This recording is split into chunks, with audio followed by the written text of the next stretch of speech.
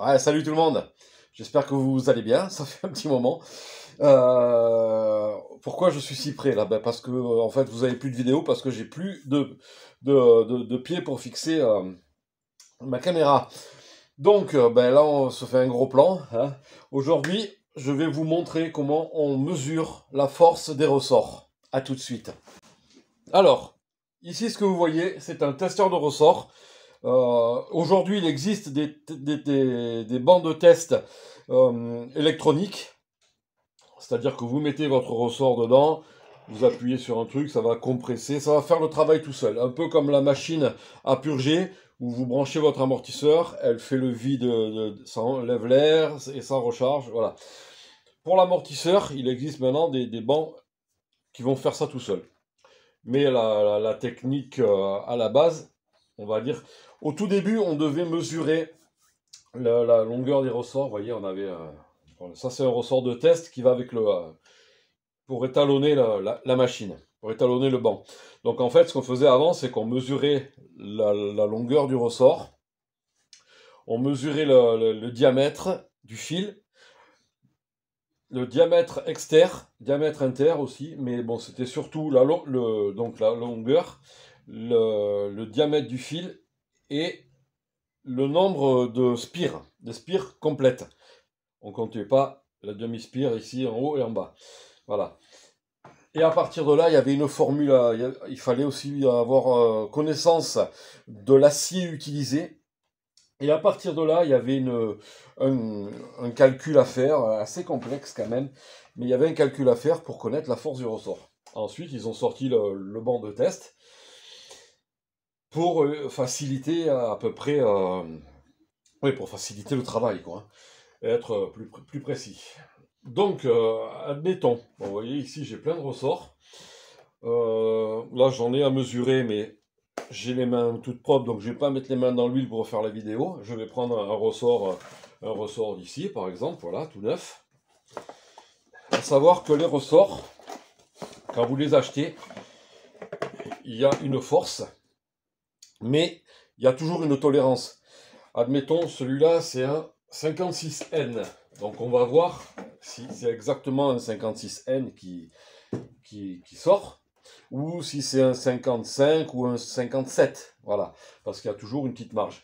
À savoir qu'un ressort, de fourche à l'amortisseur, les fabricants disent les plages, c'est de 60, en standard, 75 à 85 kg. Donc on a 10 kg de marge. On va pas changer de ressort à chaque fois qu'on prend ou qu'on perd 1 kg. Ou même 2, même, voilà, même 5 kg. Voilà, ça on joue après pour l'amortisseur, avec le système de précharge. Soit on a un système X-Trig, soit on a les contre-écrous. Voilà, donc on joue avec ça. Et après avec l'équilibre qu'on a choisi pour la moto aussi, hein. Voilà, c'est toujours pareil. On peut toujours tricher là-dessus. Mais ça, vous retrouvez, il y a une section sur le site, sur mon site, c'est marqué au niveau des précharges, tout ça, à quoi ça sert, comment, quand et comment on la modifie. Voilà, tout ça vous l'avez sur le site. Donc là, on va s'occuper du ressort. Donc, moi, ce qu'il faut savoir, il faut que je mesure la longueur du ressort. Donc, c'est ce que je vais faire. Donc, j'ai un mètre quelque part par là.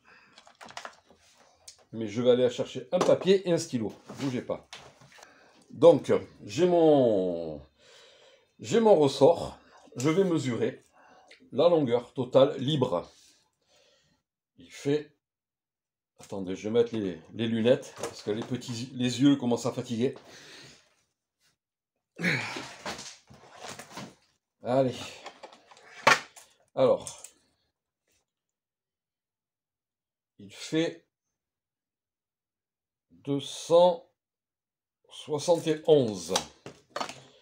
Et ça, je le note, donc 271. Alors, une fois que j'ai ça, je mets mon ressort sur la machine. Voilà, je vais descendre. Je me mets bien au centre. Voilà. Tac. Ici, je vais me mettre à 0. Donc, comprime. Voilà. Voilà, je suis à 0. Je valide ici. Je me mets à 0 ici sur le pied à coulisses. Donc, comme vous voyez ici sur le ressort, voilà, ils vous disent comment on le calcule. On le précharge déjà de 30 mm. Donc, je vais l'enfoncer de 30 mm et je vais le mettre à 0 ici. Ensuite, on l'écrase de 20 mm et on regarde ce qu'il y a sur le... Bon, ça, c'est pour ce ressort-là. Donc, moi, il faut que j'ai ma valeur. Donc, j'ai la valeur de preload, je sais que ça va être 30 mm.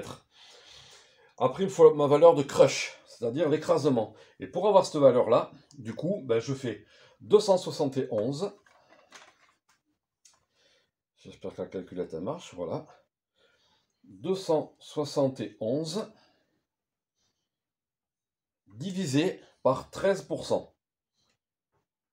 Alors, je vais faire dans l'autre sens. 271 multiplié par 13 divisé par 100. Voilà. Ensuite, je dois l'enfoncer donc de 35,23. Je note ici 13% égale 35,23.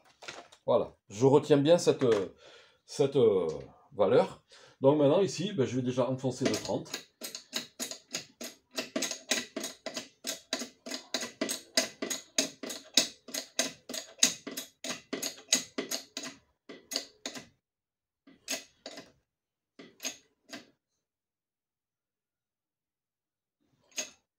On fait au plus précis. Hein.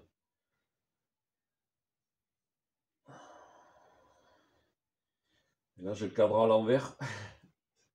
D'habitude, je suis de l'autre côté de la presse, du testeur. Voilà. Donc là, hop, je me mets à 0 et je me remets à 0 ici. Maintenant, je vais enfoncer de 35,23. Allez, c'est reparti.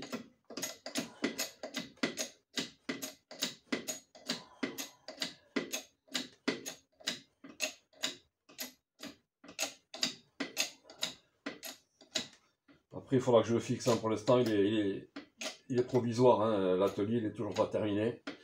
À côté. Alors, 35,23. On arrive à 30.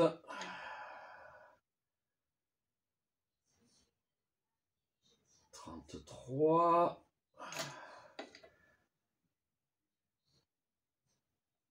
34.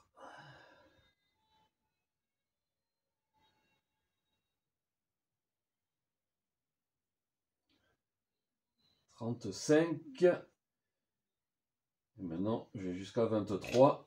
Je suis à 20. 21, 22, 23. Voilà. Et ici, j'ai une valeur. Je vais la noter. 204,0. On laisse stabiliser et on prendra la valeur la plus stable. Donc là, on est à 203. Vous voyez, ça descend. Le temps que la machine se... 203,9. Mais ça ne va pas jouer grand-chose de toute façon. Le résultat, à la fin, vous donnera le ressort, la valeur du ressort. Donc voilà, on est à cette valeur-là. Donc maintenant, qu'est-ce qu'on fait? Ben, on prend cette valeur-là que l'on a trouvée, donc 203,9, et on va le diviser par 35,23, donc là, ce que j'ai enfoncé tout à l'heure. Donc divisé par 35,23. Et là, on a une valeur, vous voyez, 5,78, 5,7. On prend les deux premiers chiffres. 5,7 Nm. Alors 5,7 N. Pas Nm, je dis n'importe quoi. 5,7 kg par millimètre. Voilà. Et pour passer en Nm, on va diviser ça. Donc, divisé par 0,102. Et on tombe, voilà, vous voyez le point, il est plus loin, voilà, 56N. Donc on est bien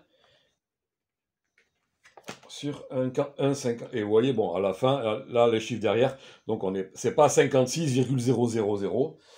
Voilà, c'est parce que c'est les tolérances. Donc, sur la boîte, il y avait marqué que c'était un 56N. Et on a bien un 56N au final. Voilà, donc il suffit de le déprécharger. Voilà.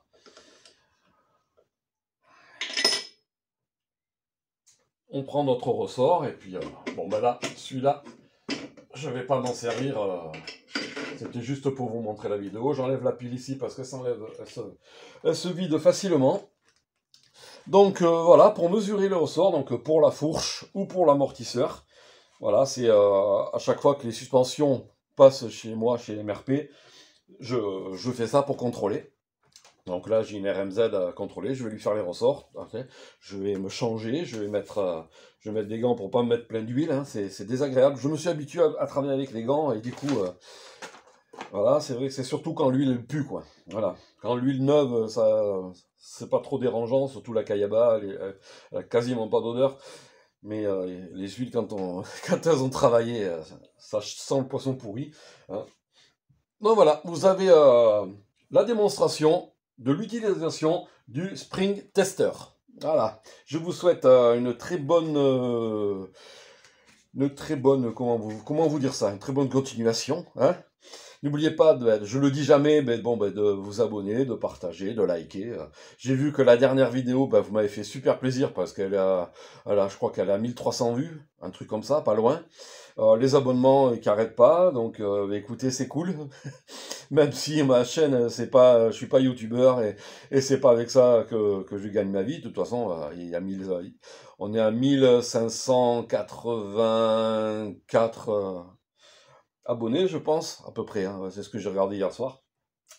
Donc, écoutez, c'est super sympa. Moi, ça me fait plaisir. Ça veut dire que je fais des petites vidéos qui vous plaisent. Hein. Donc, plus vous partagez, du coup, il y a du monde qui s'abonne. Donc, voilà. Et écoutez, je vous souhaite à bientôt. Je vous dis à bientôt. Je vous souhaite un très bon week-end, puisqu'on est vendredi après-midi. Voilà. Et puis, à très vite. Ciao.